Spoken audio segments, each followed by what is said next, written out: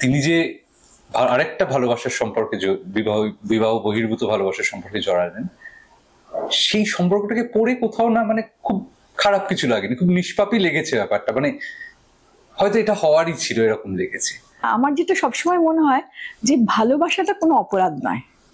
মানে একজন মানুষ একজনকে বিয়ে করেছে মানেই তাকে আর কারোর প্রতি তার কোনো ভালোবাসা জন্মাবে না, আর কাউকে তার ভালো লাগবে না, এটা যারা বলে তারা সত্যি কথা বলে না, এটা স্বাভাবিক নয়। কিন্তু তার মধ্যে স্বার্থ থাকলে, হ্যাঁ, তার মধ্যে অন্যকে কষ্ট দেওয়া থাকলে সেটা ঠিক নয়। মানে তুমি যদি তোমার নিজের ভালো লাগা ভালোবাসাটাকে তুমি এমন ভাবে রাখতে পারো যাতে যে কোনো অন্যায় করেনি সে কষ্ট পাবে না, সে তার কষ্টটা তুমি কনসিডার করছো, তার কষ্টটা বুঝে নিচ্ছ, তাহলে তো সেটা অন্যায় নয়।